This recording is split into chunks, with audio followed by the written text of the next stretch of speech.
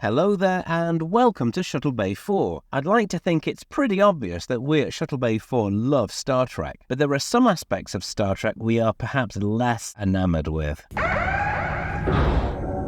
Right, so the next thing we're covering is the things we hate about Star Trek. Now, we need to qualify this by saying we love Star Trek, right? Otherwise, we wouldn't be on this right now. We wouldn't go to conventions. We wouldn't shell out all our, well, not all, but a substantial amount of our hard-earned cash on costumes and merchandise and subscription, DVDs, Blu-rays, job lot. But there are some things in Star Trek that maybe annoy us and that we hate. And if we do hate it, it's because the whole thing means so much to us. And Brush, you've got something you hate. Go on, take it away. For me, it's continuous throughout Star Trek. Anytime they battle, they take forever to fire anything. Return fire. When you're in a battle with somebody, you're defending yourself. They've got that phaser thing that goes all around the hull, and so they can just go. Yeah. And we've seen that happen in other episodes. Yeah, Space Nine. Yeah, we have seen that happen. Nine happens when it's seriously under attack, and I will say the Defiant probably does fight its case a lot more. Yeah. But in every other Star Trek series and every other ship, it's always takes forever. They never fire. It's like, shoot all the time. Don't stop shooting until they're dead. I don't get it. Yeah, and they always take a lot more. One continuous beam, one. Just exactly, go. Yeah, and keep it going. Keep it going round like that. Imagine you've got a sock, right, and you throw a rock in and you spin it around your head like that. You could just do that, but we keep it going. Exactly, like that. Yeah. I'm going to be doing this. If you get hit, it's your own fault. I've got to jump into that a little bit. That's not entirely true, especially considering the technology of the time and now. So pulse lasers in military use are significantly stronger than beam lasers. So quick pulse is a lot more destructive. Okay, fine. Suppose it's get energy in it. It's pulse, all about energy. Pulse. Not like pulse. Wait 10 minutes. How are they doing? Give them another pulse. You know what I mean? Yeah. That is. And they've got forward and aft torpedo banks, and it's that's phasers or torpedoes. They did that Sierra burst of the torpedoes. Do that 20 times. Yeah. You know what I mean? Yeah. It's not like they've got to recharge the torpedoes either. I've never understood that. It's like you've got 10,000 of these things. Fire them. Every Enterprise takes a kicking. The Enterprise A in Star Trek 6 takes a kicking. The Enterprise D in Generations takes it. And it's a ship we love. I mean, Khan's beat this shit out of the Enterprise. Locking phasers on target. Fire! And I'm always slightly disappointed that the flagship of the Federation, the flagship of Starfleet, is always dealt a fucking death blow, and very rarely do they outgun and destroy the enemy. And they do say our weapon, the Federation weapon technology is as strong as any. So why don't they just fire? Because it doesn't look good on camera, does it? Of course it does. Do you know that?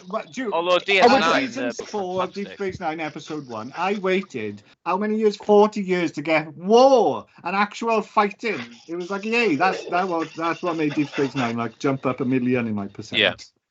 Fire!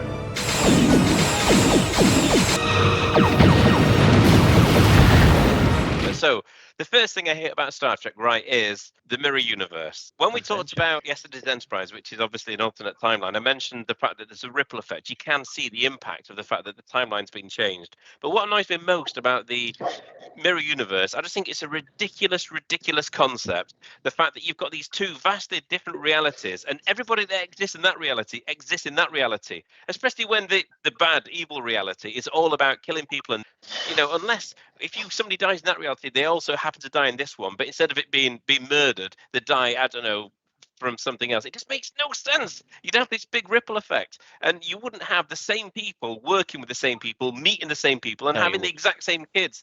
Honestly, mirror universe, I absolutely hate it. I just think it makes no sense, and I just think I think it's a really good way of looking at characters that we know in a different light, and I think that's it. I think it's just there for novelty, and the fact that Vic Fontaine, hologram in the mirror universe, is a real person makes no sense, right? Makes no sense. You're not a hologram.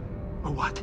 And if it did make sense, if that's the case, then why don't, in the evil universe, use their holodeck to create a load of really nice, fluffy, giant monsters? Because in the real universe, if those things would appear, they'd be massive, hideous, nasty monsters. It just, honestly, mirror universe, I hate it. My next thing I hate about Star Trek is not Enterprise, but the end of Enterprise. Okay, so Enterprise was done. Agreed. Exactly, as Patches might say, they did it dirty. I think that's what you say. You say something like that. They did it dirty, man. They did do it dirty. Terra Prime, the penultimate episode of Enterprise, is an amazing episode. It's a final episode. It's the penultimate episode. Yeah, but it could be. That's what I mean. It should be. Yeah, it should have been, because it is a beautiful episode. Now, I'm not going to go into details because I don't want to give any spoilers to Dee. She's not seen this, and it is, the end of Enterprise. So I won't give you any spoilers, but something happens in that episode which is really symbolic of these different races, different cultures coming together to form what will be the Federation. And it feels as though in that episode that what Enterprise was, which was kind of showing how this universe, everything else is based on, is constructed. It felt as though it kind of nailed it, and it was a really good episode. It felt as though from that point onwards, you can springboard that into a couple more series, which never happened, or it could end and it'll tie things up nice and neatly. It was really good. But then you get These Are the Voyagers, which is a shit episode. Now, it shouldn't have been shit. It sounds great on paper. You've got Riker, you've got Troy, you know what I mean? You've got all these people, you've got Shran in it, so you've got all these great characters. But it's rubbish because it's all set on the holodeck. So there's although this is the grand finale of Enterprise, none of the characters in Enterprise are actually in it. They're just holodeck representations of them. It just feels like they've been shat on. Now, it was meant to be a celebration of Star Trek, right? And I do get that. And I think it was really well intentioned. I think the people behind it, I think it was Rick Berman's last episode. I think he thought, let's give the Star Trek fans something amazing. We're going to bring TNG into this, which has been a huge series, but it just fell flat and it just absolutely ruined it. And I can't that would have been okay if they had done a season 5. If it was just an episode, and then if it would have been okay, but as a final episode, that was awful. But then what they do in that episode as well, they kill off, and I'm not going to say who for D, but they kill off one of the major characters, and they don't kill them off in a really grand way. In fact, it's a death that's even worse than Tashiar's original death. It makes Tashiar's original death look like the crucifixion of Christ. Makes it look like this big thing. But because all that happens is, if I remember correctly, they're just basically, oh yeah, it's dead. Oh, she's dead. I don't remember. They're dead. Oh no, they're dead. And it's just brushed off to one side. They kill a major character. Don't take my name in vain. But that's one of the things I hate, because I can't really enjoy Terra Prime anymore because I know it comes after it. And Terra Prime should have been the end, but it wasn't. With this thing tacked on the end, and it's a crap episode. Yep. My third hate, and this is quick, it's the Kazon, okay? The shit aliens. They've got shit ships, they've got shit technology, and they've got shit hair. They've got shit hair. They got really shit hair. Now, Voyager did fall into the trap of becoming forehead of the week, right? That's what it kind of started to become. That didn't really matter because you use your imagination a bit, but the Kazon were just absolutely terrible. And I just think it dragged Voyager down because the Kazon were clearly meant to be the Klingons. They were the Wish version of Squadron. Klingons, weren't they? Exactly, yeah. And they were meant to be the Klingons of the Delta Squadron, and they were just shit. And because they were crap, it kind of just brought things down a bit. Because they were meant to be like the big, until they brought the Borg in, they were meant to be like the big evil presence in the Delta Quadrant. It feels as though if you were in a landing party and you get ambushed, oh shit, we're ambushed. Oh, it's all right. It's just the Kazon. Do you know what I mean? They were just some water. They didn't feel threatening in any way whatsoever. They just felt rubbish. So those are my 3 things I hate about Star Trek: the mirror universe, the final episode of Enterprise because it did it dirty, and the Kazon because the shit. And that's it. Those are my 3 things. My things aren't based on the show, not really. One of the things I hate about Star Trek, and it really, really pisses me off when I'm watching an episode, is the costumes that aren't uniforms. Do you know what I mean? Yeah. The civilian clothes on Star Trek make it hard to sell to someone that's not a Trekkie because it lowers the tone of the whole show, and it's anything that anyone wears outside of a uniform. So we've got Bashir doing his sports thing. We've got Bashir on Riser. We've got Bones when he comes back to the Enterprise. Look at there's Q in civilian clothes. Look at the fucking state of that. He's got a cod piece on. It's junk. It's grey as well. There's Bones in a suit. He looks like he's literally just finished in a nightclub, in a 70s disco. You know what I mean? Look at this. I mean, is this the dress of the future? Honestly, a velvet vest And I mean, look, come on. What is that? What is going on here? You could choose anything in the galaxy to wear, and that's what you go with, Wes. Come on, mate. The Ferengi, their civilian clothes are spot on. I mean, absolutely pucker. And they suit the character. It's got like a suit with it's like almost white tie with the tails and everything like that. It's great. But not every time. It's not every time. And mostly through Star Trek and the films as well, it's junk. It's junk.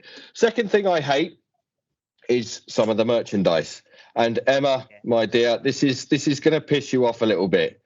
But those Star Trek rubber ducks, come on. I agree. The merchandise is really, really given to me as gifts. They were gifted to me. Imagine receiving rubber ducks as gifts. Do you know what?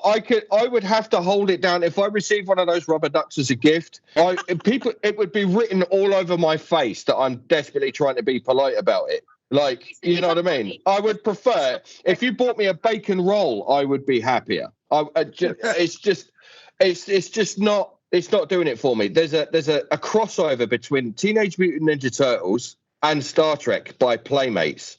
And they bring in these action figures that are just disgusting. They're shocking. And why would you do that? It's a senseless cash grab. The Star Trek phone based on the Enterprise doesn't even look like the Enterprise. And by all accounts, it doesn't actually work.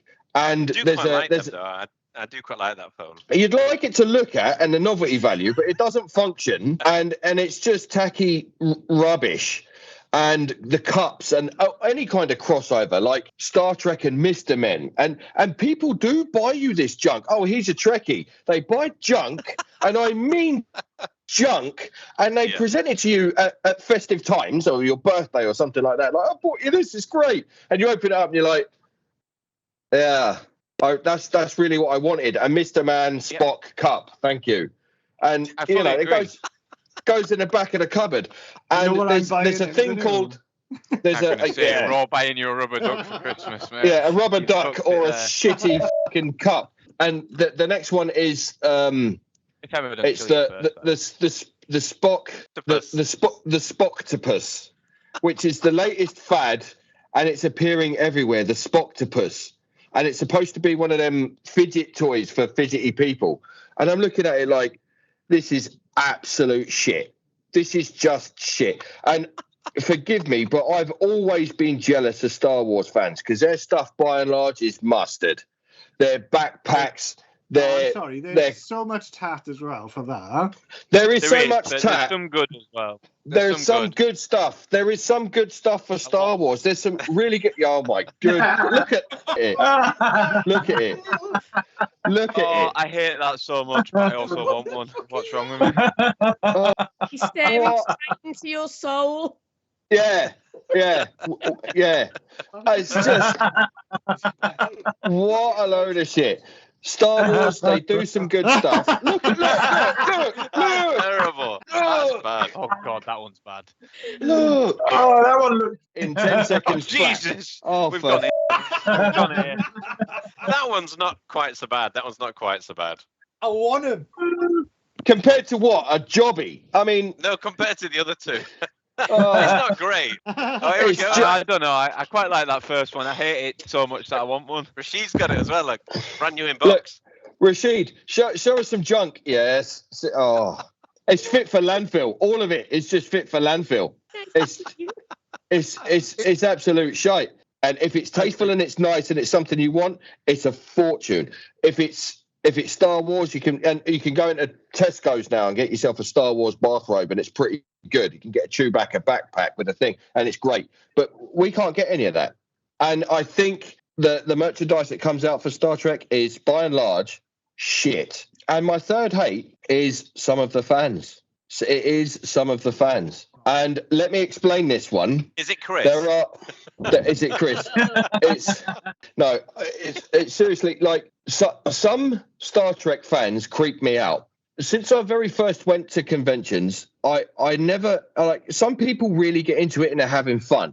And I can tell a difference between someone getting into it and having fun and having, spending a few days in fantasy, and someone that thinks they're in Star Trek, right? Someone that thinks that that's real. And what I love about the Star Trek fandom is there's so many people that I've noticed in the fandom that can't really get out as much for whatever reason.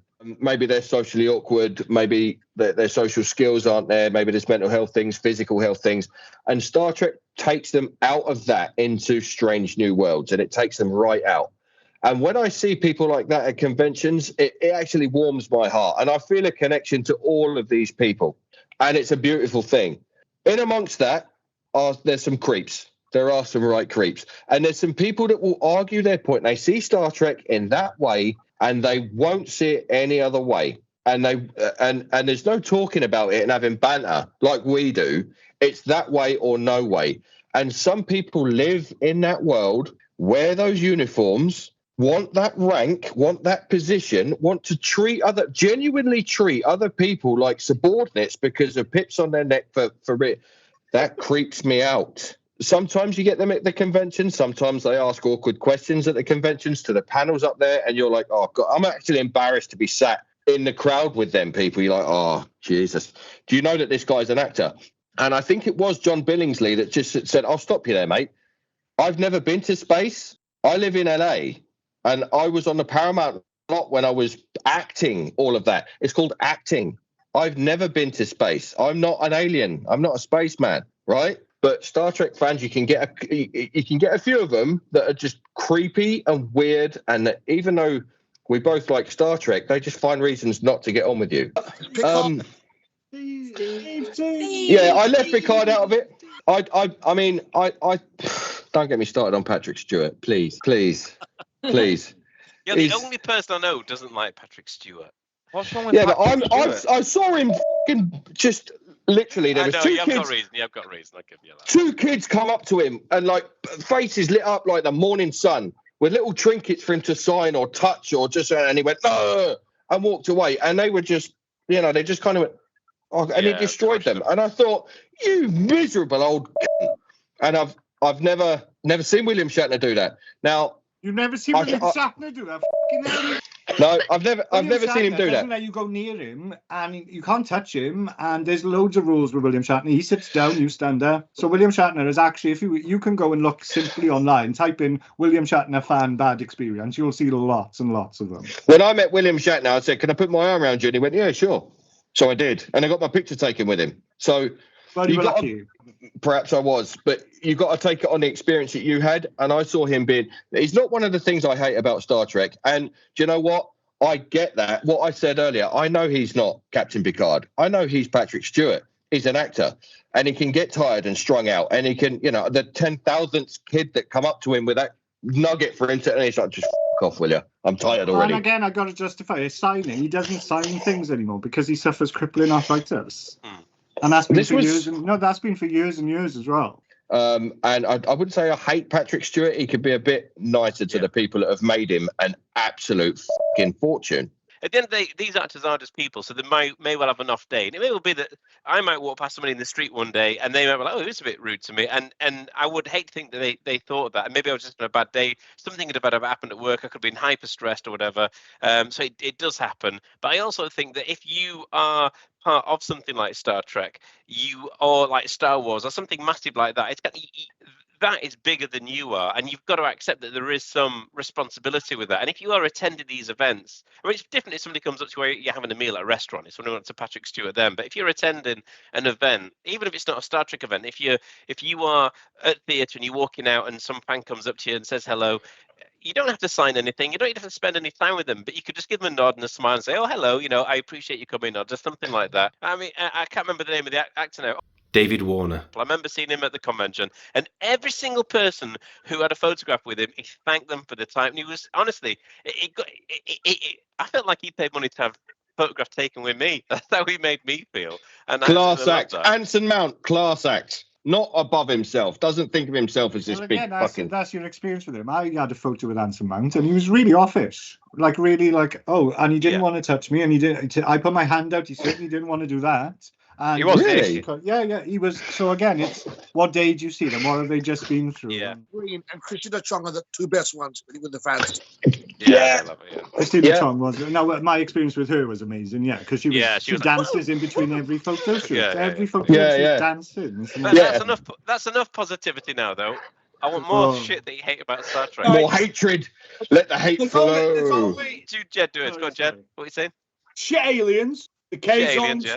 them Kazon. stupid fish people that just stood there with their mouths open. You know, when they just can't be asked and they just throw something together. The Nick Fleetwood.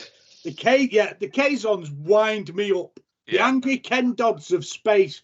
Now, my granddad, there was a fella. My granddad, all his life, he worked like a horse. People used to follow him with a shovel. Piss me off.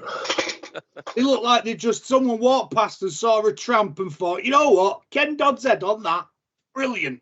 And Picard's pajamas. I hate Picard's Yes, pajamas. you've mentioned that before, yeah. I can't stand him. There's no point to him. Just wear boxer shorts. I just went off how I felt at the time when I watched it. So it's loads of people like Shelby, Kai Wynn, Golda Cat. At the time, that's who I hated. They were the ones who made me. Yeah.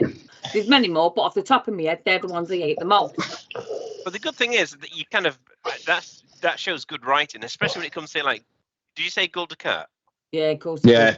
Yeah, well, that's great. That's good writing. The fact that you hate her, because that is, and same with Kai Wynn. I mean, most people hate her, and I think she was written as an unsympathetic character. You don't know. And so I think that is. I think you think that's work. I think Golden Cat's quite a clever character to write, because most Star Trek fans, and I am typifying and generalizing Star Trek fans, have probably been bullied at some point by a fucking massively athletic big bastard with a perfect smile and just that fucking smug attitude. And that's personified by Gul Dukat, the chief bully bastard of the universe. What are you babbling on about now? And it's nice to see on occasion he gets sorted. Yeah, but as a character, he's awesome. Yeah, he's a bastard. Yeah. He's a ruthless, horrible as well. He's got depth because he's one of those characters you hate, but sometimes you watch him and you're enjoying watching him, you're enjoying the character, and you're even liking him, and you start to think, oh shit, you almost feel guilty about it. But that's great writing. That the fact that he's not just an evil character, there's a lot of depth to him. Yeah. Kardassians are like that. They have layers. They're like an onion, aren't they? I hate that analogy. I hate when people say that. I hate it. Go on then, Rashid. What do you hate? Anything to do with food? What do I hate? Okay, I love Voyager quite a lot, actually. It's my second favorite after DS9. But the way they ended that really, really let me down in a big way. What ended it, do you say?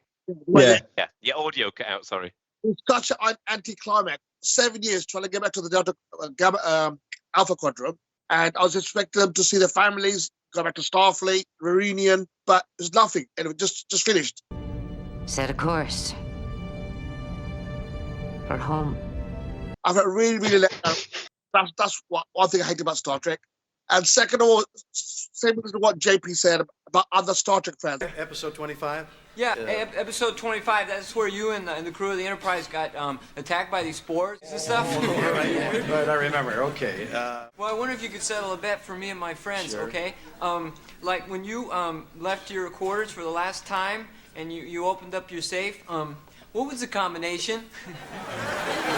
I've been a Trekkie for like over 30 years now. And if someone started watching Star Trek today, I'm not any better than them. I'm the same. We're the same. We love Star Trek. We're the same fans. Yeah. Some people get such a high horse. They think that you've got to be qualified to be a fan.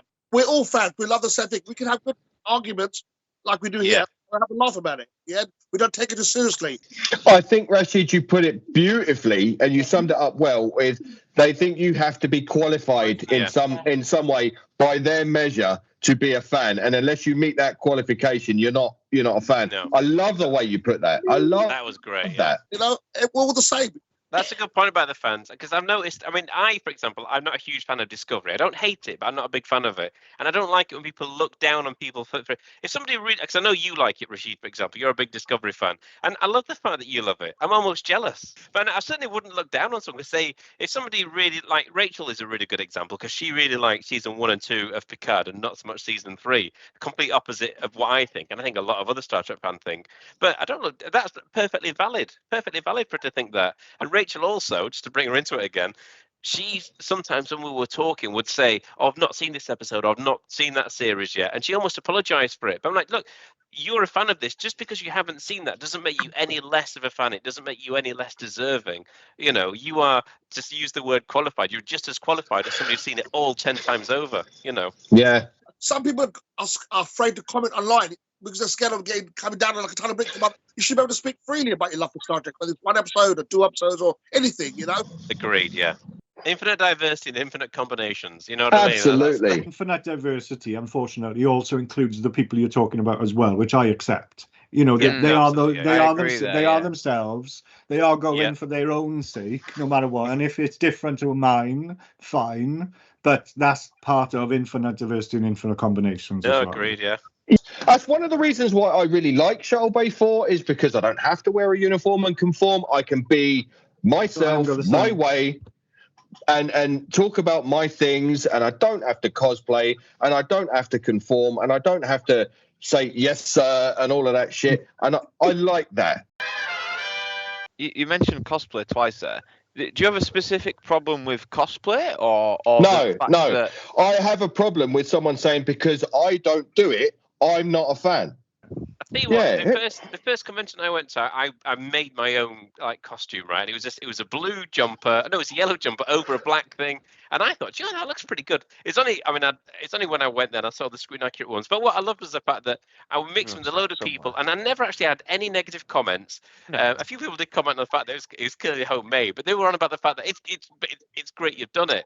And thankfully, I've never really experienced that negativity, but I have seen online that some people have complained about people's your com badge is shit. Like you said, your rank pips are wrong, or that's not the right shade of whatever. And I hate all that. In fact, you know what? Don't deflate someone when they've put time and effort into something. Like if you look at the TOS ones or the TNG ones, the colours changed regularly anyway. They never seem to remain the same.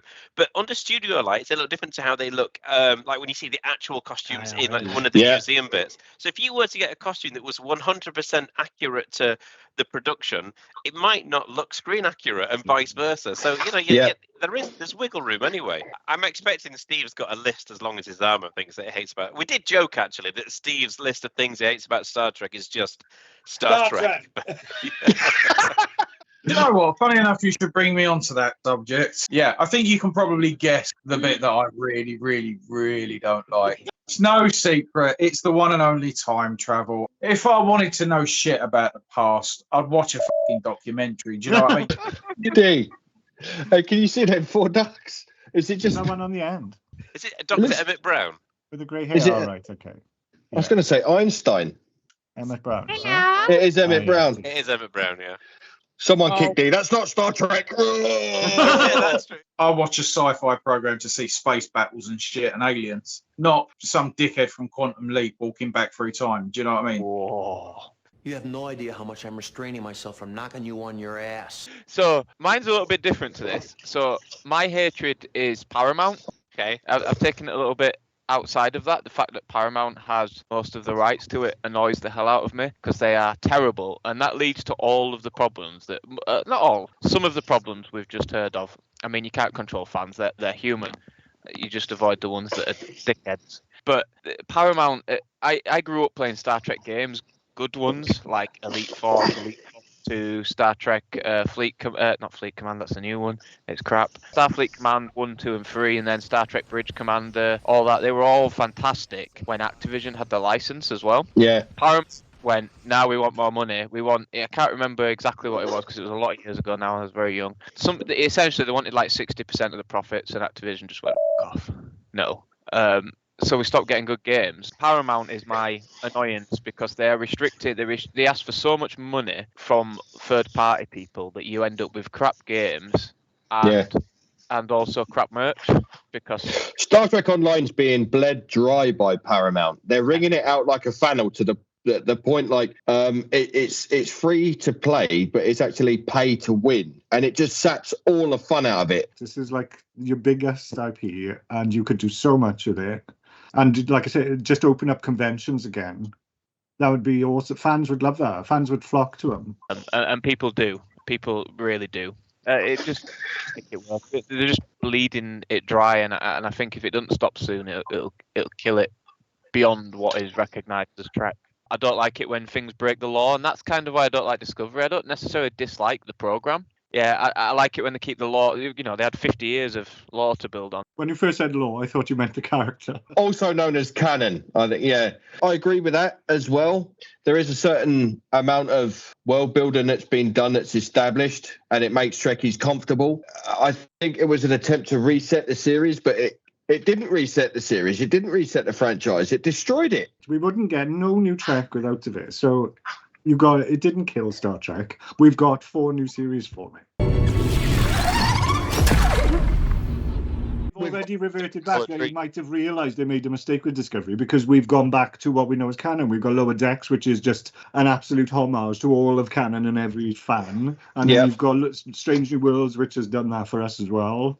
You know, that's going back, but the timeline as it is, like, you know, like but we're never going to go. Like, I don't think we're ever going to concentrate on the 900 years in the future. We're going to get season 5 of Discovery, and I think that'll be the end of it, unless they decide to go towards the future with another episode series. So you know, this will be the end of it. I understand the spore drive and all that. Yeah, it took it to places it shouldn't have because it was like, well, we know that's not real or possible because we would have heard about it. And they tried to fudge it with, oh, well, this is a secret weapon and it's like nobody knows about it. And then we've made everyone who does know about it promise they're not going to tell anybody else.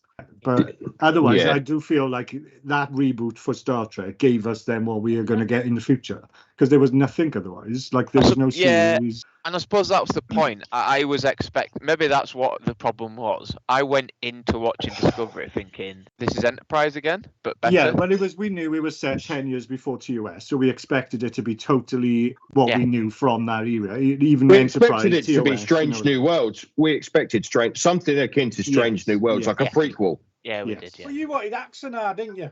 Yeah, that's exactly what I wanted. That would have been brilliant. In defense of Discovery, one other thing I will say is it's brought a lot of new fans to the franchise. There's a lot of fans who like Discovery love Discovery because for them it took Star Trek into LGBT and all them extra letters. React to different things. Everyone's different, and we all like different things from Star Trek. So I just think it is what it was. It is what it is, and there's a lot of people who like it. Like there are a lot of fans that have come to Star Trek from it, and will say that we don't agree with them, and we've got different opinions.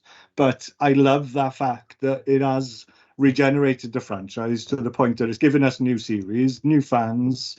I remember that 2019 DST when it was like a lot of Discovery there. Yeah, they loved it. It was crazy how much they loved it. It was a massive atmosphere. It was the atmosphere there was electric. It needed something, didn't it? Because it was dying. It was just getting older and older and more forgotten. Do you all think that our collective dislike of Discovery is born of the fact that of our age and what we've grown? Well, I don't know, because Rashid likes it a lot. You know what I mean? There's people on here that do like Discovery. I like Discovery. And I don't hate it. I don't think there's two of us the same in Shuttlebay 4 that like exactly the same thing, about the same thing. Yeah, but that's what makes Star Trek good in it, which is why. What is the Klingon translation for "You're gonna die a virgin"?